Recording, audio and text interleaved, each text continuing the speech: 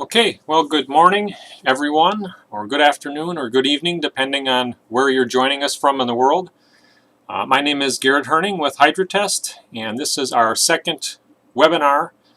This is going to be kind of a series of webinars we're going to have now. The next two or three are going to be all focusing on solenoids. So this is kind of the start, the first one on solenoids. So I guess just to start with, can somebody just reply in the chat box there? Can you see and hear me okay?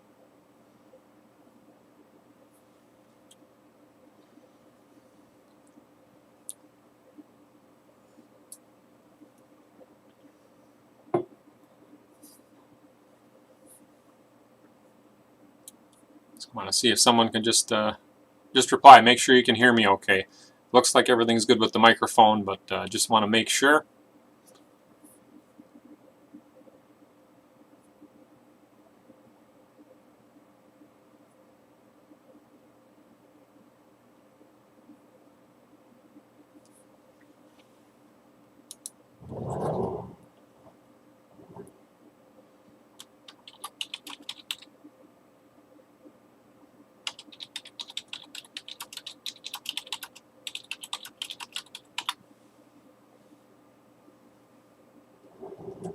Okay, got the thumbs up. Thank you, Carol. So let's get started. We're going to talk about solenoids, and solenoids are an interesting thing, especially in valve bodies. And what we're going to do is kind of start with the basics today. I'm not going to dig in real deep on some topics. I'm going to save that just because it's a pretty broad topic. So we're going to kind of just start with more of the mechanics and the basics. What you're going to see with solenoids as you start getting into working with them, if you're not familiar, or if you are, kind of the different things to look for. So let's get started. So what we're going to kind of cover here is first the different types of solenoids, then why you should worry about them, and then there's an argument should you just replace them or reuse them, and then we're going to talk about some test methods and examples with solenoids. So let's get started. So when we start looking at solenoids, let's talk about some of the mechanical characteristics. There's typically two different types of solenoids. There are on-off solenoids, and they do just that. They turn on and off. And then there's regulating solenoids, and they actually regulate pressure. And there's a mixture of these in all the different units that are out there, depending on the ones that you work on. The regulating solenoids are by far the most popular in modern transmissions now. The on-off solenoids are kind of going away, and they're not used for any of the primary shift functions as much anymore. Well, when you look at solenoids, they can either be normally opened or normally closed, and what that means is that has to do with the state of the solenoid and flow going through it when it's off or not powered. So if it's a normally open and it's an on-off solenoid, it would let fluid go through, let pressure go through, and if it's a normally closed, it would block that. And then when I energize it, it reverses that. When you get to a regulating solenoid, if it's normally open or normally closed, it'll be either if it gives you high pressure when it's off or low pressure when it's off. And then as we adjust the current, it'll regulate that pressure up or down. So, and that's important to remember that with normally open and normally closed. I think back to I had a customer that I was working with. They bought a solenoid machine and were testing some of the A606, 604 solenoid packs. And they were unaware that there's two normally open and two normally closed solenoids in there. And they had, I don't know, a couple hundred of these packs, and they tore them all apart, they cleaned them all out, they put them back together and didn't pay attention to which one was normally open, which ones were normally closed, and where they were supposed to go. And they were having all these problems. They were trying to test these packs, and none of them were working right, and they had mixed them all up. So, and they look very, very similar. I don't remember exactly what the difference was to tell them apart, but yeah, they had to take all these packs back apart, sort through all those solenoids, and they made a pretty big mess. But they learned an important lesson there, that there's normally open and normally closed solenoids, and it's important, especially in some of the different solenoid packs, they have to be in a certain spot. So when we look at the different solenoids here, and I got kind of an array of them pictured here, generally they'll have a feed port, an outlet port, or a working port, and then an exhaust port. And it's an easy example here is in the upper right-hand corner. This is a Honda solenoid, and you can see there's a port here on the end, and it's separated with an O-ring. There's a port here, separated with an O-ring, and there's a port here. So there's a definite where the fluid comes in, where the fluid comes out to apply your clutch or whatever element in the transmission, and then an exhaust port that's going to relieve any oil that's behind the valve or whatever is in there. So, and that's pretty common. So you can kind of pick that out on all the different ones. You can see this Ford one here. There's some different ports and an exhaust up here. Same thing on this GM. And a lot of the solenoids, what they'll have is a screen on them to help filter any larger debris out so it doesn't get caught inside there. So you can see on this one here, you can see there's screens here. This one here is pretty obvious. There's screens here. There's a little screen on the end of this one. There's a screen on the end of this one, so that's very common. And then depending on the design, they'll use either O-rings or just a real tight fit to kind of seal them. So you can see this one's pretty obvious. I've got O-rings here. And this being a Honda solenoid, it'll actually bolt on the outside of the transmission. So it has to be completely sealed, you know, with the fluid coming through this so there's no leakage to the outside world, where some of these that go right in the valve body, they'll just have the bore that the solenoid goes into machined to a very tight fit with the solenoid, and that's what does the sealing. So, and just kind of different variety here. This is a ZF shift solenoid here. This is a typical set of solenoids. It's in a 4R70W. That's still an older but a fairly common unit here in the United States. This is a Honda solenoid. This is an Asian Warner linear solenoid. This is a GM or an Allison 1000 out of a 5-speed. That's one of the trim solenoids. And this is kind of your classic GM EPC off of any of the 4-speeds. So just kind of get you a little bit familiar with some solenoids. And then just kind of talking about how they function. So this is kind of a breakdown of an on-off ball and seat style solenoid. And how this functions, and if you look at it, there's a ball and a seat that's here on the end of the solenoid. So you can see it right here. And basically this ball, it's a little like almost like a ball bearing. It presses up against the seat. And when you press it up against the seat, it blocks flow. If you let it go and it has some room to move in there, it lets flow go through. So, and what pushes on it is this little pin. So this whole assembly kind of goes together. And there's a spring in here that holds this pin back and lets this ball kind of move around in there. So when this solenoid is off, it's normally open and it allows fluid to go through. When we energize the coil, we push all of this assembly and it pushes this pin up against the ball and pushes it against the seat and blocks the flow. So then flow can come in the sides here but won't come out the end. And that's basically how that solenoid functions. So if you've never taken one apart, or if you have taken it apart, you didn't do it this carefully, you can kind of see how these elements all line up and how this works. And that's pretty basic. It's an on-off, and a lot of them are similar to that. If we get to a regulating solenoid, now this is interesting. This is an older style GM EPC, but it's fairly common on any of the regulating or the linear or the pressure control ones. What we have, and if you look at this looks very similar to a valve in a valve body. There is a valve here, regulating valve.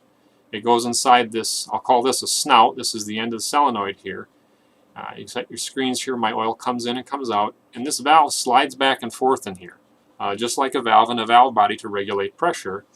And the coil has this assembly with a diaphragm that basically, as I increase and decrease voltage, which would increase and decrease current, it moves this valve back and forth in there. And that's how we regulate pressure. I got static pressure for the most part coming in, and then as I move this valve back and forth, I can regulate what's coming out. And that's kind of the basis of how most regulating solenoids work. Now, some electrical characteristics of solenoids. Now, a solenoid is basically a very long piece of copper wire. And this picture kind of gives you an example, but it probably doesn't do it justice. I'm sure most solenoids are probably 10 to 100 times the length of this. It's very, very fine wire. And wire has a resistance. Per foot or per meter, there's a certain amount of resistance to it. So the longer wire we have, the more resistance you have. And you have to remember that when we're measuring, say, the resistance of a solenoid, we're measuring the resistance of a wire. We're not measuring the resistance of a resistor. So if you think back, one of the common ways that you would control, say, in your car, the brightness of the dash or the indicating lights used to be a rheostat in there. You turn the little knob up and down and the lights would dim a little bit if it was too light, and that was a big resistor. A resistor doesn't really change resistance with temperature. A piece of wire does, and it's noticeably. So if you do a resistance check on these at room temperature versus, say, if it was at operating temperature, you would see a measurable difference in resistance. Now, on-off solenoids, typically they're a higher resistance. They're going to be in your 10 to 30 ohm range. And your regulating solenoids are a lower resistance between 1 and 6 ohms. So you can see here this top picture, this is a regulating solenoid. I'm measuring about 3.5 ohms. On the bottom here, this is a shift solenoid. I'm measuring 26.6 ohms. So measuring the resistance of that wire. And that kind of has follows into how much current the solenoid will draw when it's on. So the on-off solenoids generally will draw about a ½ amp max. That's typically what they draw when they're on, and they're designed to be on all the time. That they can turn on and stay on indefinitely, as long as because they're going to hold us in a gear if they're a shift solenoid. So as long as we're in that gear, so they generally don't draw more than I would say 0.7 amps would be the max. A regulating solenoid, they're designed to draw a variable amount of current, and usually they'll max out at about 1.3 amps. So we'll regulate those, we'll vary the voltage, which allows us to vary the current, which allows us to vary the pressure coming out, and that will be anywhere from 0 to 1.3 amps. One thing that you do have to be careful of, especially if you're testing or working with solenoids, is there are some solenoids that are polarity sensitive. They'll have an additional diode in there in part of it, and there's only a few units like that, but you certainly don't want to reverse the power and ground on that, because you will burn up that diode and you'll have a little bit of smoke that'll come out, and then that solenoid can now be recycled. So keep that in mind. There's a few units that are out there that are like that. So now we got some basics on kind of the mechanics of the solenoids and measurements and stuff on them. I guess the big question is, why should you worry about solenoids? Just another part in the transmission, right? Well, solenoids, especially in modern units, they control everything in the valve body. Okay? Nothing happens in the valve body anymore without a solenoid actuating it. It controls your different shift events. It controls how those shift events from gear to gear, how it feels. And even in some of the late model units, they can override the manual valve.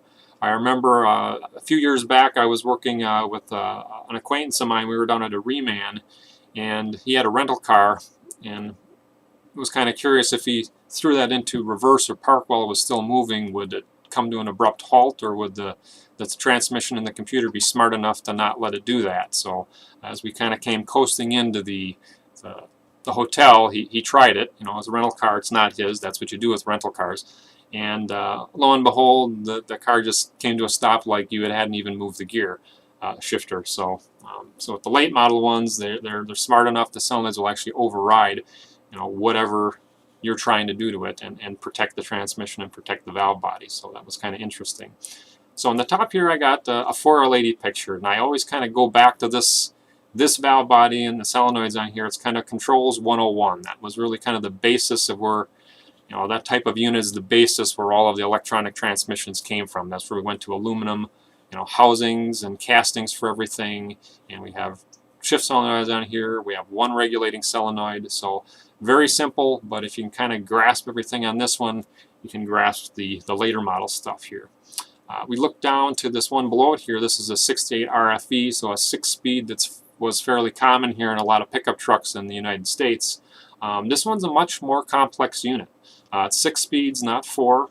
It's all clutch-to-clutch control. It's got a solenoid pack on it, and it's not as simple as this. So this particular unit here, this is where you have things like your shift feel and how they modulate all these solenoids to give those different shifts and how they work and how they feel, whether you're at low throttle or a high throttle, whether you're towing something, whether you're not.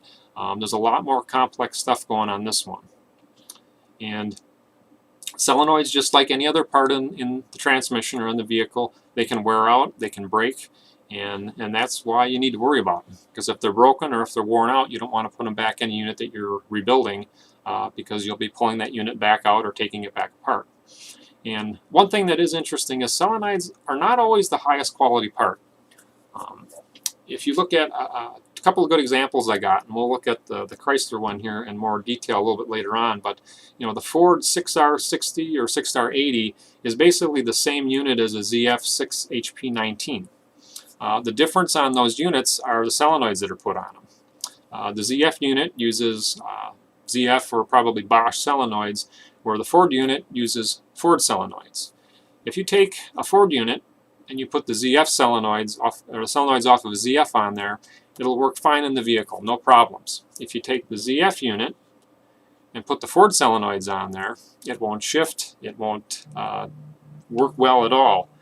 And what it has to do is just the quality of the solenoid. The ZF unit, being a BMW, has a lot higher quality solenoids in it, and the TCU in that vehicle has an expectation of how they work. The Ford solenoids are a lower quality unit or solenoid, and Ford has just done more on the programming side of it to allow a lower quality solenoid to work just fine that isn't in there. So there is a marked difference in these two solenoids where if you have them side by side, they probably look fairly similar, almost the same, but there's a difference in quality there. Ford's a cheaper vehicle, where the ZF is probably a BMW, and people are demanding or have an expectation of a higher quality vehicle, and they can get that price point when they sell it, so they can put more into the solenoids. Chrysler RE Series Governor solenoid. I worked with a reman several years back on these, and it was amazing at how, I wouldn't say low quality, but how they varied from solenoid to solenoid. Now, we were doing a high production style solenoid testing machine, and they were testing a lot of these. And one of the points we had that was a little bit of an argument is we had 15 brand new solenoids they had gotten locally from the dealer. We put them in the machine and we ran them 3 times each. And the readings were kind of all over the place. And the argument that I had from him was, well, your machine isn't reading very well. It's all over the place. It's not very consistent. We need to fix that.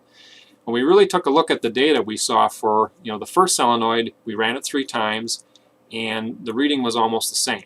The second solenoid, we ran that 3 times. The reading was the same, but it did not match the first one. So as you looked at all of them, you could see that they varied from solenoid to solenoid. Each solenoid repeated itself, but there was quite a variation in the readings at a given current for that solenoid. And I had to convince him that these just aren't real high quality solenoids. They don't have to be with the way the control system works in the vehicle, and the fact of the matter is you went to the dealer and you bought one, it was only a $70 solenoid. That didn't include the markup from the manufacturer, from the dealer, or anybody else along the way, so you had to think about how much was really put into that solenoid when it was brand new as far as cost. So, and we'll take a look at that Chrysler RE solenoid in a minute here. So when we talk about why you should worry about solenoids, I think this is an interesting graph to look at. This is a 6L80 unit, so it's another fairly common unit here in the United States, and this is a clutch-to-clutch unit. So all the solenoids are kind of directly tied to clutch elements in this particular unit, and so the solenoid, they're all variable pressure solenoids, they control every shift event. And you can see they control the shift event from, this is neutral to first, first to second, second to third, and all the way up to 6 lockup. So if I have the solenoid that controls, let's see here, my 3, 5 in reverse, that's the blue line here. If I have a problem with that particular solenoid, you can see that is off here in first, it comes on as I go into third, then drops off into fourth, comes back on into fifth, drops off as I go into sixth. If I have a problem with that solenoid, or if it's not functioning right, or it doesn't have its pressure curve quite right, I'm going to have problems on my shift from 2 to 3, my shift from 3 to 4, my shift from 4 to 5, and my shift from 5 to 6, as well as I may have problems with it in third gear and in fifth gear. So that one solenoid can cause a lot of problems here. Now you think about how many solenoids are in this particular unit, and this is why we need to worry about solenoids. This is another interesting kind of a study I did a while back on this particular governor solenoid. It was when I was working with that particular reman in terms of wear on that. So if you look here, the blue line is a brand new OEM solenoid. And what you can see here is this is pressure. I had about 95 psi going into the solenoid. And as we increase the current, you can see the pressure coming out of that solenoid drops. It's a nice smooth linear curve here. As we went back up, you see it kind of goes back up for, I'm not really sure why there was this little bump here, but it seemed to do it on all the different solenoids.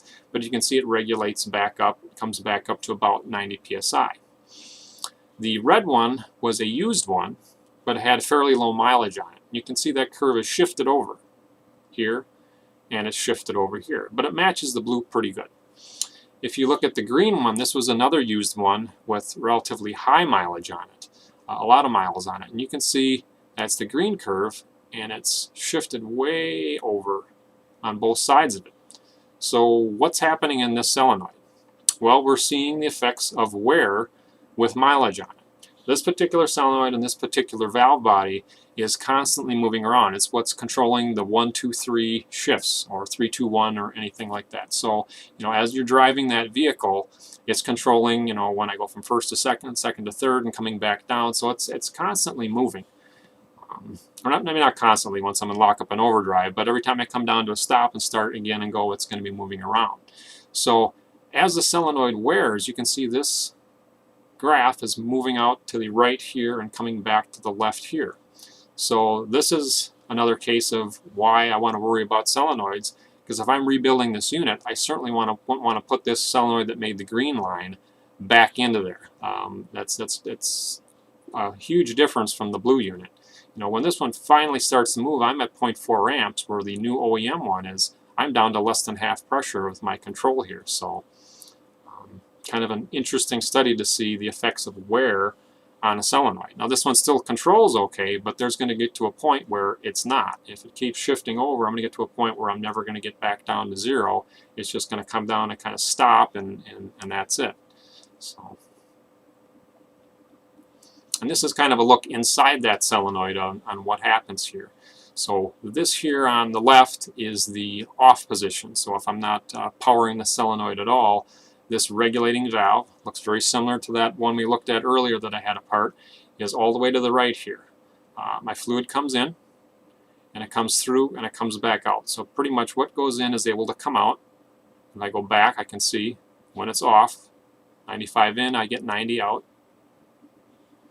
And then as I regulate, and the coil, as I regulate the current to my coil, this valve moves to the left. So you can see here as this valve moves to the left, it kind of starts to block our inlet here and reduces that pressure coming out.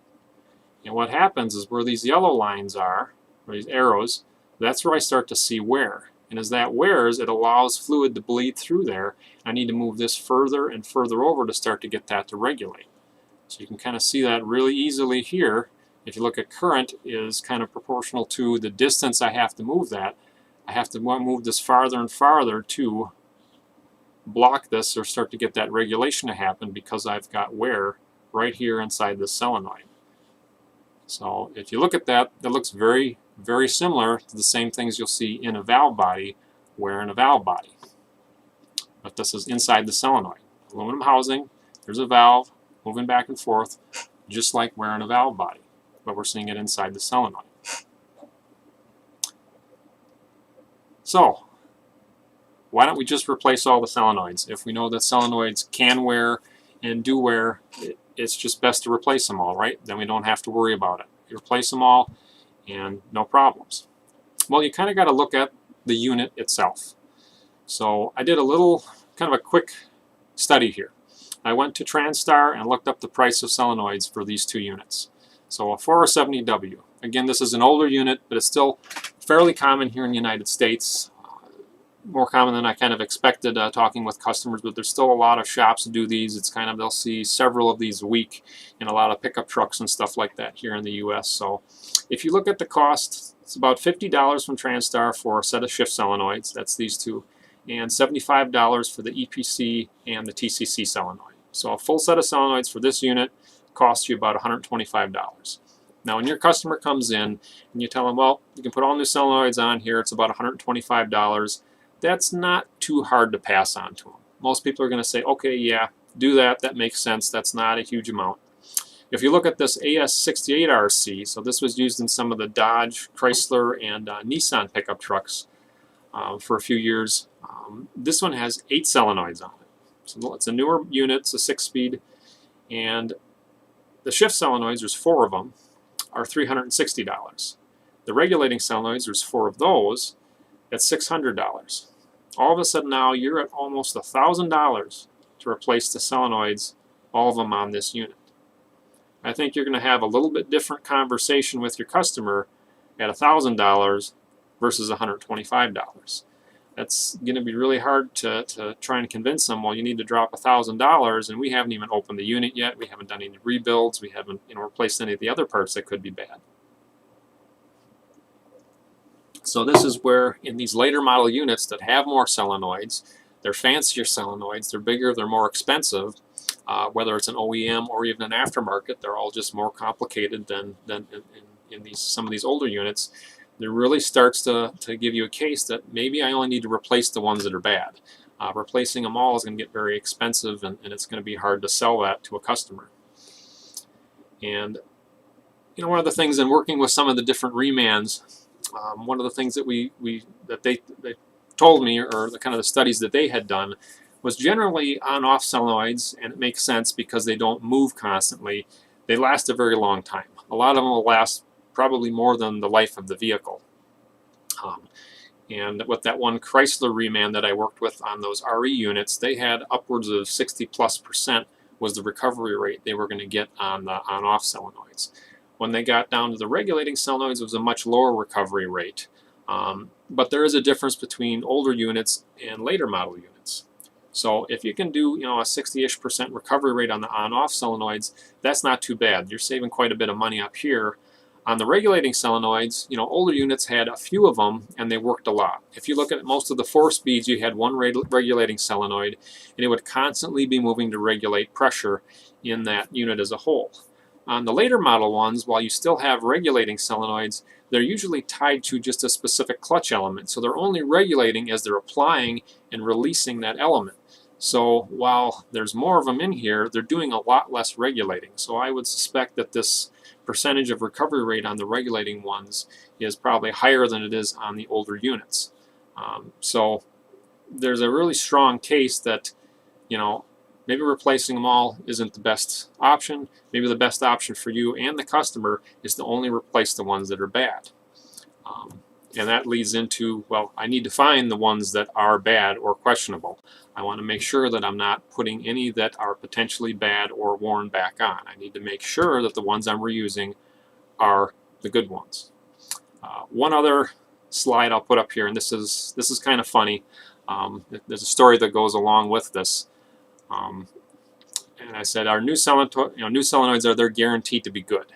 And you see the picture here. Did your delivery guy do this with the boxes of solenoids that he brought? Brand new ones. Did he trip and fall and drop them?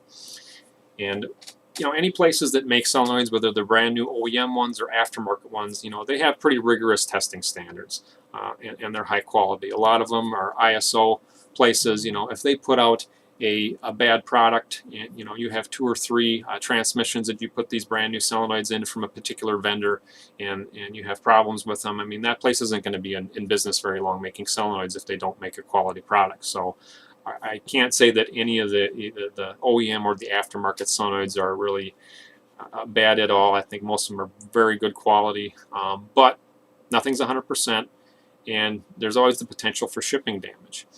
And I say this because there was one reman I was working with, and they were actually a factory reman. They were right in the same factory as they were making the transmissions for the manufacturer. I'm not going to mention what manufacturer it was. And they bought the solenoid machine to test solenoids because they were doing a small remanufacturing operation. And what they were doing is they were taking units that failed under warranty, that came back from dealers out, and they were trying to find out what failed in it to feed that back to engineering to improve the units over time. And the other reason they bought the solenoid machine was so they could test new solenoids. And that confused me. I said, well, why are you testing new solenoids? And he said, well, our guys in our warehouse, they tend to be fairly speedy on the forklifts, and they will drop a pallet full of solenoids from time to time. And it happened often enough. What they would do is if they dropped that pallet full of solenoids, or that crate full of solenoids, they couldn't put them on new units, so they would just throw them all out. They would take that out to the dumpster and throw them out because they had no way of testing it. So now that they had the solenoid machine, they said what we can do is if they drop one of those pallets full of solenoids, we can test them all and make sure they're still good and reuse them. And I thought that was funny because I thought, well, the problem really isn't dropping, the problem is more of the guys who are dropping the solenoids in the first place. They shouldn't be dropping them. They shouldn't be, it sounds dangerous to me if they're moving around that fast, but that was one of the benefits that they said the machine was. Now they could test these solenoids if they dropped them. But it's kind of food for thought. if this was an OEM saying, if they drop them, now they're questionable. If your delivery guy drops them, I'm not saying you need to test every new one, but it's just an interesting story and kind of caught me off guard there. So, can always think about that. So, testing solenoids. At Hydra Test here, we offer the HT Sol. It's our flagship solenoid testing machine. I've actually got 2 of these coming into our Wisconsin office today. Unfortunately, both of them are sold, but we have some more that will be coming in after that we're going to be bringing in for stock and things like that. And we'll have some videos and some pictures in the next webinar where we'll be doing some actually testing in the machine. So I think as we get into some stuff with more technical on the electrical side of that, it'll be great for you guys to see in the next webinar. So, but this is hydraulic testing is by far the most accurate and comprehensive way to test. There's ways you can test, sometimes using air or some other ways, but to really duplicate what the solenoid is doing in the vehicle, you need to hydraulically test it. Duplicate those same conditions that it sees. So the Hydra Test HT Sol is probably the easiest and most reliable machine on the market today. I know I've worked with some other manufacturers. About 15 years ago, I worked at Zoom Technology with the Answermatic line of stuff, so very familiar with that. That was a good machine, but definitely dated and is no longer in production. And really, the HT Sol kind of builds on the history of all those old machines. It does what those did, but it does it a lot better, especially with the graphing capability and the computer control that we have. That really, I think, sets it apart from everything else. So, and it's a fairly small machine, fits kind of on your bench top, and is easy to use. So, we have test blocks for all the common models. We constantly have some in development. We're actually working on 3 new applications right now for a customer that had some stuff that's really new.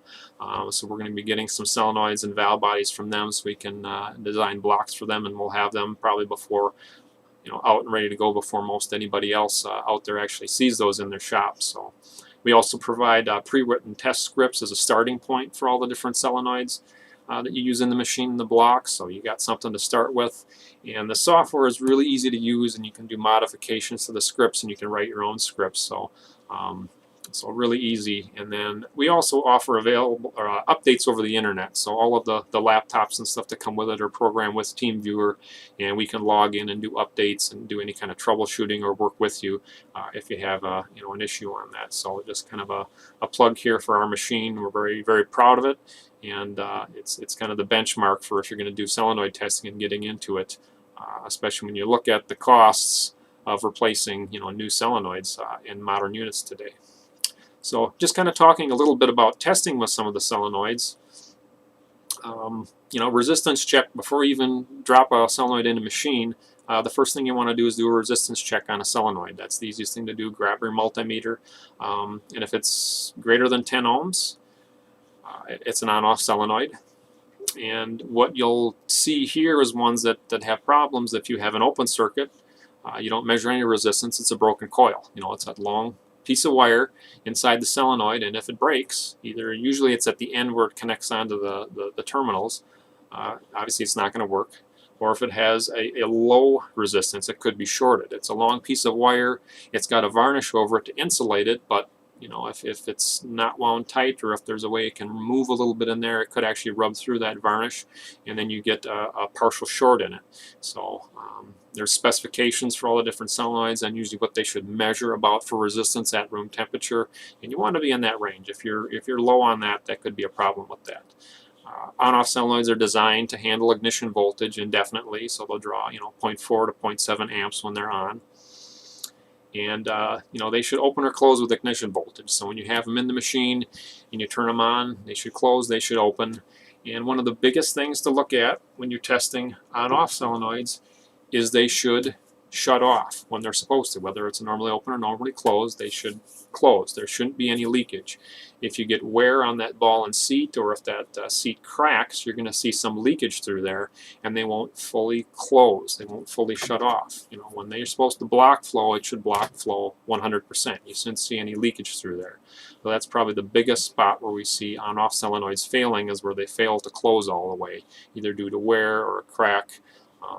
As you saw, this one here the snout was made of plastic, so what's the heat cycling on off of that unit, especially if you're, where I live here in the United States, we get to well below zero in the winter, and you can't park your car outside, so you think about that. That car is well below zero. You start it up, you drive it, it gets up to 200 or so degrees Fahrenheit, and then you park it and it sits, it comes back down in the winter. That's quite a heat cycle on that plastic. So over time, how does that affect it? So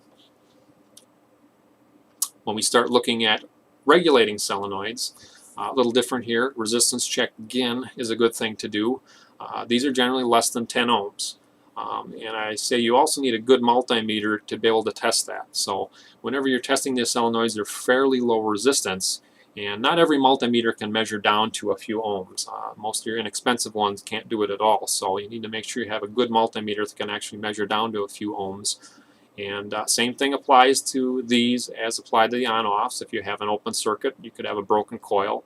If you have a really low or it's shorted, you can have the same thing in there when you check that. So that's kind of your first check when you're working with solenoids. These are designed for a variable voltage and a variable amount of current. They're not designed to handle ignition voltage across them 100%. They're not going to draw more than about 1.3 amps. That's the maximum amount that they'll draw. So you have to be careful when you're testing these. You don't just hit them with full 12 or 14 volts and leave them on, because you'll sit there and they'll get hot and you'll cook them, and you could potentially damage the coil. They'll get so hot. So and on these, your output pressure is proportional to current. That's how they work. As I vary my voltage, I increase my current, I decrease my current, and as I do that, that increases or decreases my output pressure. Depending on if it's normally open, does it start high pressure and go down to low, or if it's normally closed, does it start at low pressure and go up to high. So, and these are kind of a nice sample of some of the more modern ones here. This is an Asian Warner solenoid here. This is a Toyota, I think out of a U660. Here's a solenoid out of a Ford 6R140, so a very, very common unit here now. We're getting a lot of calls on this one. This is out of a 5R110, the predecessor to that. So, and you can see there's all different shapes and sizes of these.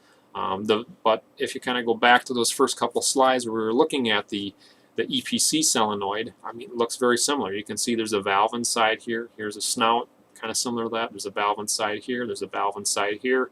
And that valve is moving back and forth. So, it can potentially wear just like that, but just different shapes as far as what they're trying to do, in the vehicle. Some of these here, since they're tied directly to clutch elements, the size of this valve and the volume of fluid it can move through is probably matched that clutch element. They want to be able to apply that clutch element, at a certain rate, whether I'm at a light throttle or at a heavy throttle, and I want to have the volume of fluid that can go through this and regulate through this solenoid to kind of match that for their programming. So when you're testing it, you want to be able to duplicate those same things. So if we look here, this is a graph off of our HT sol. So the dotted line is our target, and the solid lines are our actual, what we measured on this solenoid. One of the most important things whenever you're doing any testing, and this goes with valve bodies, but it goes with solenoids as well, is you need to pick and maintain a test temperature. If you don't keep the same temperature when you're testing, if you do your master or the one that you're recording that's a known good at one temperature, and you drop the temperature in the machine, say 10 degrees, and test at that, you're probably not going to get the same graph. In fact, I know you're not going to get the same graph. Number one, if you change that temperature, you're changing the resistance of the solenoid, because remember, the coil changes resistance because it's a coil of wire with temperature. You're also changing the viscosity of the fluid, and it's an inconsistent test because your conditions weren't the same. You always want to make sure your conditions are the same. So your conditions for how you're powering the solenoid is the same, and your conditions for your test temperature is the same. And even the fluid you use in the machine. You always want to use the same fluid. You don't want to put ATF in at one time and then pull it out and put some kind of gear oil in another time. If you use a different fluid, you're going to see a different reaction on that solenoid. But temperature is key. Always pick and maintain that test temperature. And when you test, you want to make sure you have that solenoid up to that temperature. Drop it in the machine, and if it's cold and you don't have enough fluid having gone through to warm the solenoid up, it's not hot. So you may need to run it a couple of times before you do your final graph to get it up to temperature. When you're testing and regulating solenoids like this, you should see a smooth change in pressure as your current increases. So on this graph here, the blue line is my current. So I'm ramping my current up, up, up, up, up, up. When I get to here, I jump up to a higher current, I jump back down, and then I regulate that current back down.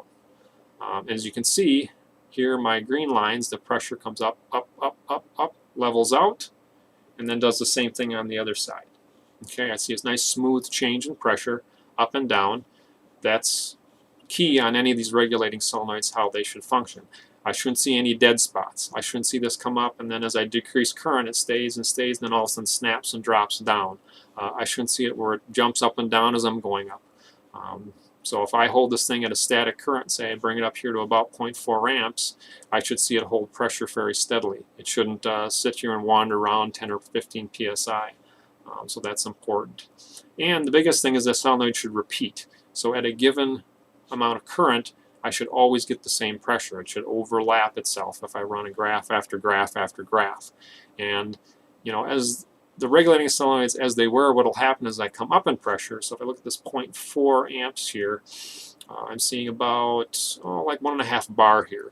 So when I increase, I'll see about 1.5 bar. When I come back down, I should get fairly close to that 1.5 bar. As the solenoids do start to wear, you'll see that this difference between as I'm coming up in current and coming down in current will start to increase, and that's called hysteresis. So if I want low hysteresis, or if I had no hysteresis, that value would be exactly the same. It's not always going to be, you're always going to get a little bit of hysteresis, but generally it shouldn't be a lot, you know. And the easiest way to kind of see that is when you use our machine here, you can see I got a graph. And this solenoid here actually didn't match the graph, so this would be a questionable solenoid. But this dark green line, or the solid line, should lay right over the top of this dotted line if the solenoid matched that. You can see this one here, it came on a little bit late, so maybe we got some wear here. I had to have increased amount of current. Think back to that governor solenoid we were looking at where that graph was shifted on there on those ones with high mileage, and it starts to drop off here. So it's not matching that. And then it's also having trouble hitting that maximum amount here. It's overpressured coming out, so it could have some wear in there where it's not regulating and chopping that pressure off. So, so this here is the easiest way to see. You know, if I have this known good, this graph should lay over the top of it. So, now the one thing is there are adjustments on some solenoids, and that's where we get into this right here. So. Back in the day, you know, I talk about that. That's the older GM EPC solenoids. This actual screw on the back, you could turn this in and out. And when these units first came out and there was a problem with them, you know, I remember seeing this or guys talk about this. They said, oh, you just drop the pan and you give this about a quarter of a turn counterclockwise and it'll fix the problem. And what that does on this unit is it basically shifts that graph. You know, kind of like you had saw on the that governor solenoid as it wore, that graph shifted over. Turning this actually does the same thing. It shifts that graph over. And the problem was back in the day, you know, that this would fix it for a little while, and then it would, and really what it was is you had valve body issues, but you would kind of fix it by just turning this in a little bit. And then it would start having trouble maybe a few months later, so they would take it to another shop. And by the time, you know, that they finally took it to a shop that said you got to pull the unit out, you may have had 3 different people that had turned this screw. So you don't have it a quarter of a turn, you have a 3/4 of a turn or maybe a full turn in. And this solenoid is way off now. It's not set where it needed to be. So, you know, when I was at Zoom, we would tell customers, drop these in, make sure you record a known good one, and adjust this back so it lines up. Okay, make sure it falls back on top of the graph because you never know how many people had maybe turned this, and then make sure it follows that. It should be a smooth increase, a smooth decrease, you know, make sure it's not worn. So I don't know if those were specifically meant to be adjusted. They usually were adjusted from the factory, but that was kind of something a lot of guys did. And I think the Ford ones at that same era had an adjustment screw, but it was set and then it was tack welded in. So you could break the tack welds and do that, but it wasn't really meant to be adjusted. When we get to these later model Asian Warner ones now, these have an adjustment screw on the top here, and this is actually very critical on these. They do have to be adjusted. They are calibrated if you buy ones from the dealer or from an OEM one, but if you're putting these in, if these aren't adjusted and have that curve that lines up over the top of it for the particular position they're in, they will cause issues in the vehicle. So, you know, we offer an actual plate for testing the valve body in our valve body machine, where you can go in and you can run a sequence that goes through and moves each one of these, ramps them up and down, so you can adjust them and dial those back in to match those. Same thing as you're doing individual ones on the solenoid machine, you're going to want to be able to do that to match that pressure versus curve. If it's off, that curve is off a little bit and it doesn't take a lot, these will cause issues in the vehicle, throw codes, and it won't shift properly. And all it is just dialing these in so that pressure curve lays over the top of it so that this lines up exactly for the different solenoids. And like I said, they're not the same for solenoid to solenoid. They're all a little bit different. So that kind of wraps up this webinar. We're right at 46 minutes. So we kind of got some familiarity with the different types of solenoids. We kind of went through and tried to understand, why it's so important. And I think if we go back to that graph I had of the 6L80, where you see how those solenoids control every little function of each gear shift and all of the gear shift between gears as I go from one gear to the next. It controls everything in that valve body. So one bad solenoid or one questionable solenoid in there is going to cause a lot of problems in that transmission. So that's why are solenoids so important? They're kind of the key to the valve body. They control everything. They're the master switch that allows everything to happen.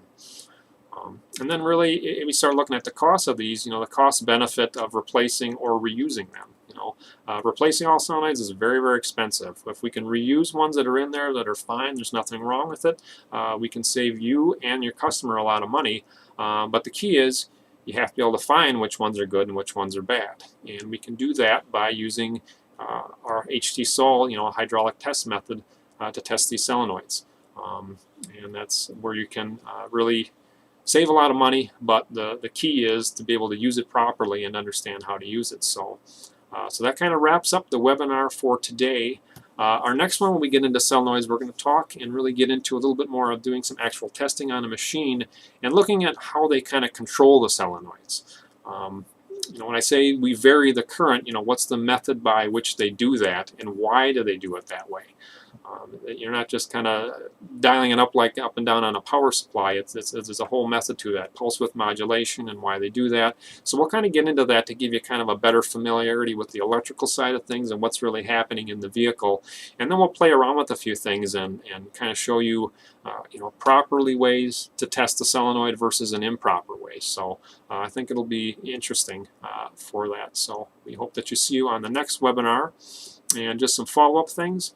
If you have an idea or a technical problem that you worked through that you would like to share with us for an upcoming webinar, please let me know. This is my email address. Please reach out to me. Also, we will be at the ATRA's virtual Powertrain Expo on November 11th to the 14th. I think they're going to have a place you can log in and schedule a time to come and talk with us. So that'll be, again, November 11th to the 14th. We're going to have virtual booth 531, so if you're able to log in and see this video, it shouldn't be any more difficult to log into that. So register for the ATRA show. It's unfortunate we can't see you guys all face-to-face this year, but just with the whole COVID crisis and everything, this is how we're going to have to do it this year. But it'll be good because you can talk to us one-on-one, and we'll have some pictures and some videos and some stuff for the machines available as they kind of wrap up that platform that we're going to use. And then again, if you have any questions on our equipment, if you're looking at getting into solenoid testing or valve body testing, reach out to us. So I handle the US and Canada for sales, so this is my telephone number and this is my email. Sam generally handles a lot of our international stuff, so this is how you can get a hold of them over there in the UK and over in Europe. So I hope everybody enjoyed the webinar today. Look for your feedback. I guess before I hang it up here, does anybody have any questions? Any slides you want me to go back to? Anything you want me to cover in a little more depth or explain a little bit better? I guess just shoot a question out. I'll wait here a little bit because it generally takes about 30 seconds for the video to catch up to where I'm at right now. So give you about 30 seconds to just, type me some questions. Or any comments you have also.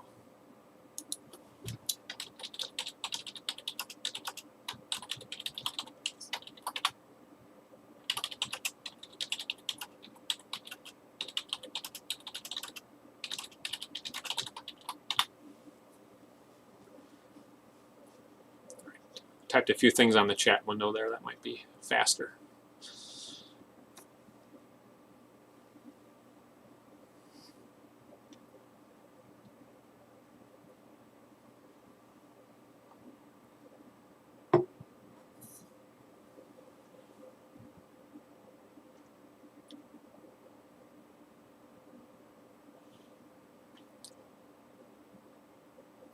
So while I'm waiting here, I'm going to kind of go back to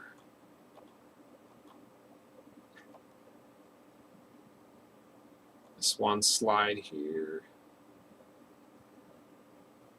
I just think this is really an interesting slide here, where you can see, you know, there's the different shifting gears in this particular valve body, and how you have, you know, I think 5 or 6 or 4 or 5 solenoids that control everything that happens here, and how critical these solenoids are to functioning properly. That controls everything in this valve body. And just when you look at this blue line, where if I have one solenoid that applies and releases this element, how it can cause so many problems in this valve body. Just one solenoid. So, and you can see it here. You know, it not only can, you know, causes problems with the actual gear being on, but how it gets to, you know, from off to on, and drops it back off. Is controlling this ramp rate, coming on, coming off, coming on, coming off. So, you know, very interesting. So, okay, well, if there are no questions or any other comments, I think we will wrap it up for today. Oops. And again, we will have another webinar probably in about a month or so. We'll have to see when we schedule that, because we got the ATRA show in there as well, so we don't want to overlap on that. And I hope that you know, you guys can kind of log into that and see us and visit us. So again, let me just put this last information up here so you have that if you have an interest in contacting us. So I'll leave that up there for about another minute, and hope to see you guys again at the next webinar. So thank you for joining today. You know, it's an hour out of your day, but we really appreciate it, and I hope you got something kind of useful out of this. And again, we're going to have a couple more webinars that are going to focus really on solenoids and solenoid testing. So we'll keep digging through some of the more technical information on this in the next couple of webinars, and give you something that you guys can really use and benefit you, you know, in what you're seeing from day to day. So, okay, well, thank you.